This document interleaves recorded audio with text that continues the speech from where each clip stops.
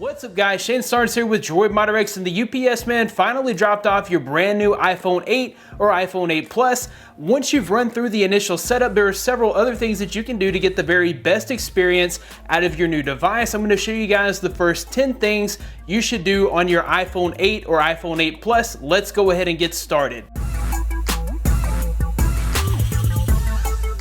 The all-new iPhone 8 and iPhone 8 Plus have a glass back. Now, this is something that we've been used to in the Android community for quite some time. Phones like the Galaxy S8 and Note 8 also have a glass back, and that allows for wireless charging, but it also means that you're gonna have lots of nasty smudges on your device. I just took this out of the box, and you can already see that my phone is rather smudged up. Not only does the glass back allow for extra smudges, it also makes your device super slippery. The easiest way to fix both of those things is to put a Slick Wraps on your phone. Big shout outs to Slick Wraps for sponsoring this video. Not only will a Slick Wraps help to protect your phone from scratches and also the occasional slip, it's also going to add a bit of flair to your device. My favorite Slick Wraps right now has to be the concrete wrap, but there's something out there for everyone, from the natural series to the galactic series to the animalactic series. You're gonna find something for your taste. I'll be sure to include a link in the description of where you can pick up your Slick Wraps today. Use my link to get $5 off your order. Next up, you want to make sure that you go ahead and set up your Touch ID. Now, when you were first launching your phone and setting it up initially, you would have set up your Touch ID for one fingerprint.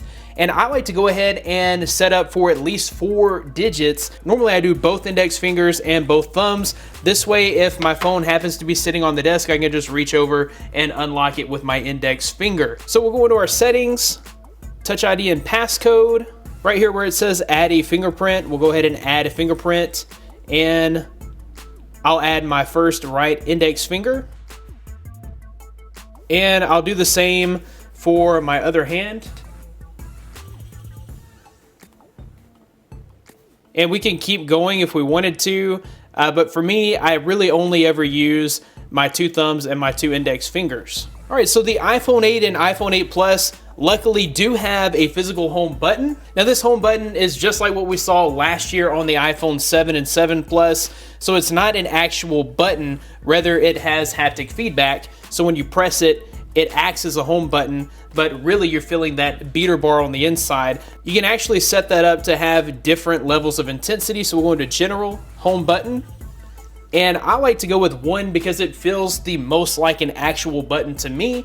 But if you really want to be able to feel the press whenever you press, number 3 actually gives you some vibration in the front and back of the phone. So you'll know for sure that you've pressed the home button with 3, and then 2 just gives you somewhere in between. Personally, for me, I like number 1. One of the most important things that you'll do whenever you're first setting up your iPhone is to turn on Find My iPhone. This comes in handy if you leave the house and say you set your phone down somewhere. When you return to the house, you realize, hey, I've left my phone behind. If you have Find My iPhone enabled, you'll be able to actually see where it was that you last had your phone. To get that set up, we'll go into Privacy. Make sure that location services are turned on. Once you have location services turned on, click your name, go to your iCloud. Make sure that Find My iPhone is turned on. If you happen to be on a limited data plan, you'll probably want to make sure that you do turn off Wi-Fi Assist. Wi-Fi Assist allows you to use your cellular data when Wi-Fi connectivity is poor, so it may actually switch over to your mobile data without you actually realizing it. Say if you're in a public place and you think you're connected to Wi-Fi, you could actually be using your data allowance. What Apple's trying to do here is make sure that you have an excellent experience regardless of your signal strength on Wi-Fi by allowing you to use the cellular data. But if you're worried about running over on your data allowance, you'll want to turn that off. The way you'll do that is to go into Cellular, and then scroll down to where it says Wi-Fi Assist, and then just turn that off. That way you don't have to worry about accidentally using your cellular data when the Wi-Fi connection is poor. The next thing you want to do is go ahead and set up your Do Not Disturb. This allows you to essentially turn off notifications in hours when you know you're not going to use your phone. Say the hours between 10 p.m. and 6 a.m. when you would normally be sleeping. And there's all kinds of things that you can set up here. So we turn on Do Not Disturb.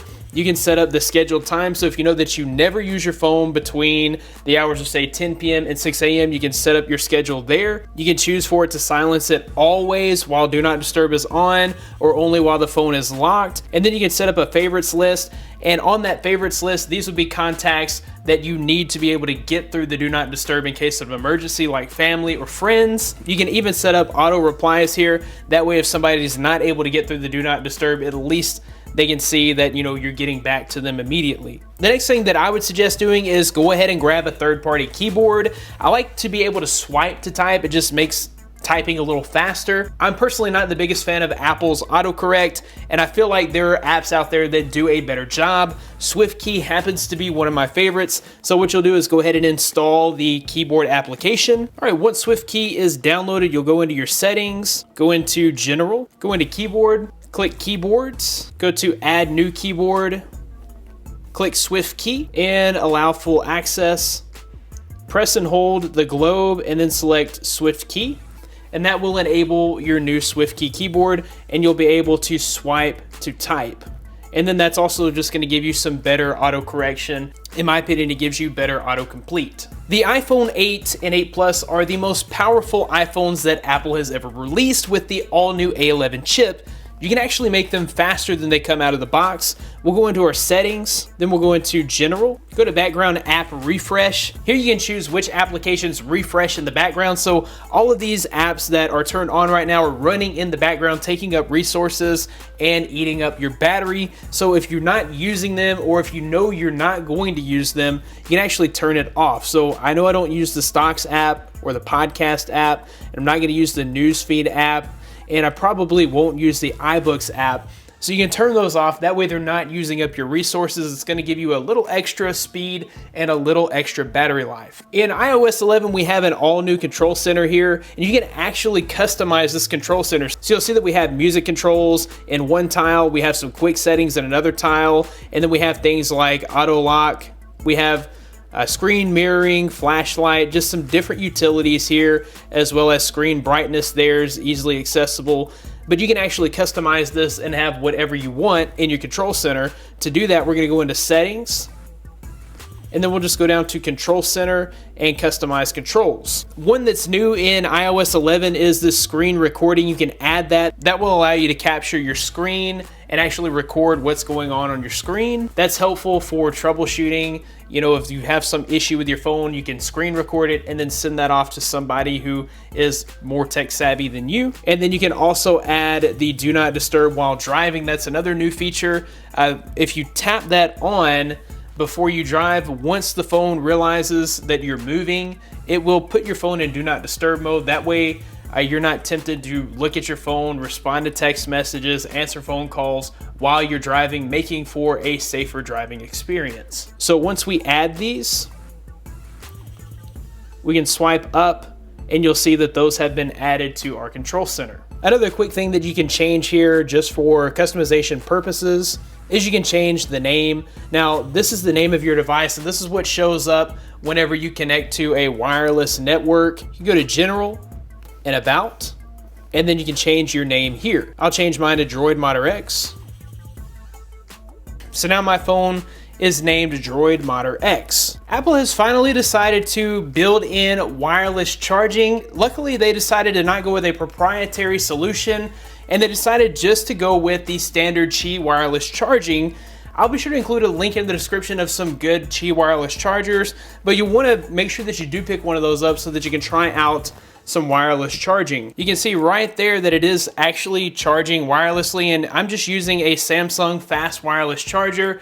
Anything that supports Qi wireless charging will work with the iPhone 8 and 8 Plus. While we are on the subject of charging, you might want to know that Apple has built in the capabilities of fast charging into the iPhone 8 and 8 Plus. One thing that you may not have known is that the included charger will not fast charge your device. You're actually going to need to go out and purchase separately a USB-C to Lightning cable, and you need to make sure that it is USB 3.0 and not USB 2.0. Your best bet is to purchase that cable directly from Apple for the time being, and then you're going to want to pick up a fast charging 29 watt brick. So Apple also sells those. To buy both of those from Apple is going to run you about $80, but there are several other options as far as the fast charging brick that you could probably get for a little cheaper, you know, as low as $20. The last thing that I personally like to do on my new iPhone is to go into settings, to go into sounds and haptics,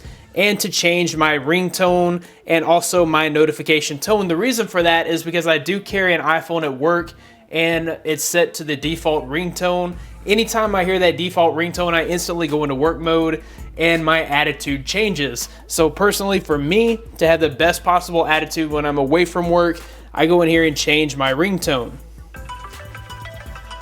And really, anything's better than that default ringtone. And then I do the same for my text tone, and I change it, you know, from the default. Anything's better than the default. All right, guys, that about wraps it up for this video. The first 10 things that you should do to your iPhone 8 and iPhone 8 Plus to get the best possible experience. We actually covered more than 10 things. If you liked the video, be sure to give it a big thumbs up. Subscribe to this channel for more content like this in the future. You can find more of me at droidmodderx.com. Follow me on Twitter at droidmodderx. Thanks, guys, for watching. Be blessed. I'll see you in the next one.